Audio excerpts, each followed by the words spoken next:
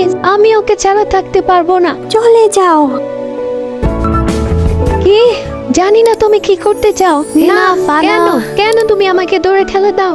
কেন তুমি দরিয়ার থেকে দূরে থাকো? তুমি কিসে ভয় পাচ্ছ? আমি বলছি থামো।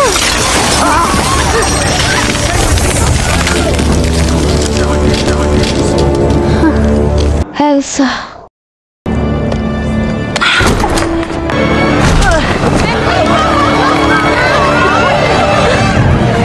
আমাদের সুন্দরী রানী। রানী সাহেব, আপনি ঠিক আছেন?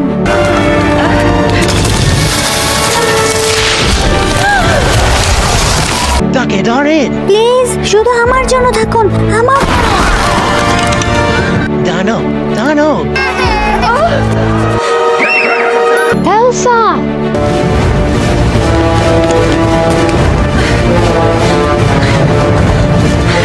এলসা,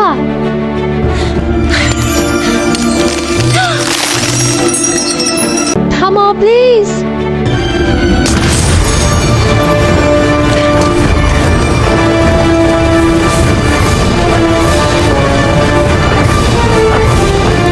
এলসা, থামো। আনা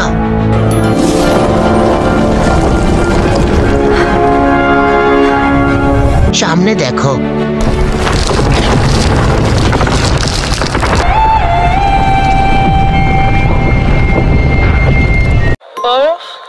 দেখো বরফ পড়ছে, এটা তার বরফ। মহারানী নিশ্চয়ই দেশকে অভিশাপ দিয়েছেন। আপনিও দানব।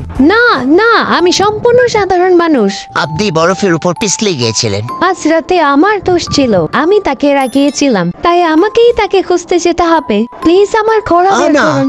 না, এটা খুবই বিপজ্জনক। এলসা বিপজ্জনক না, আমি ওকে ফিরিয়ে আনবো এবং আমি সব ঠিক করে আমি দিব। তোমার সাথে আসছি। না, আমার তোমাকে এখানে দরকার। তুমি অ্যারেন্ডেলকে দেখে রাখবে। ঠিক আছে। আমি যাচ্ছি।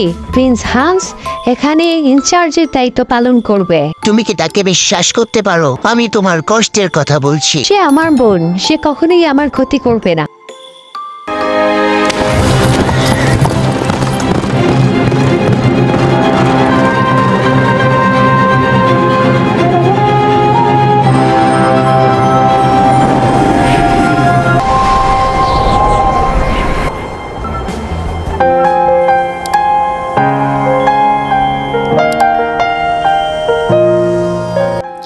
এলসা মনে অনেক কষ্ট নিয়ে গানে গানে বাবার কথা স্মরণ করে বলছিল, বিচ্ছিন্নতার রাজত্ব এবং মনে হচ্ছে আমি রানী।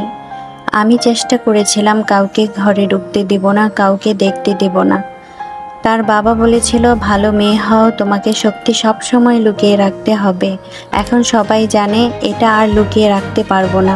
আমি পাত্তা দিব না। ঠান্ডা কখনোই আমাকে বিরক্ত করেনি, এটা মজার কিছু। আর ভয়, যা একবার আমাকে নিয়ন্ত্রণ করেছিল, আর কখনো আমার কাছে যেতে পারবে না। আমি কী করতে পারি দেখার সময় হয়েছে। এখানে আমার জন্য কোনো নিয়ম নেই, আমি স্বাধীন। এলসা গানের মাধ্যমে এটাও বলছিল, তুমি আমাকে কখনো কাঁদতে দেখবে না। এখানে আমি দাঁড়িয়ে আছি এবং এখানেই থাকবো। আমি কখনোই ফিরে যাব না। অতীত অতীতই থাকবে। সেই নিখুঁত মেয়েটি আর নেই। এভাবে গান গাইতে গাইতে এলসা বরফের পাহাড়ের উপর নিজের জন্য একটি বরফের প্রাসাদ তৈরি করে ফেলে। বন্ধুরা, পর্বটি কেমন লেগেছে কমেন্ট করে জানিয়ে দিন। আগামী পর্বের আপডেট পেতে আমার চ্যানেলটিকে সাবস্ক্রাইব করে বেল আইকনটি বাজিয়ে দিন।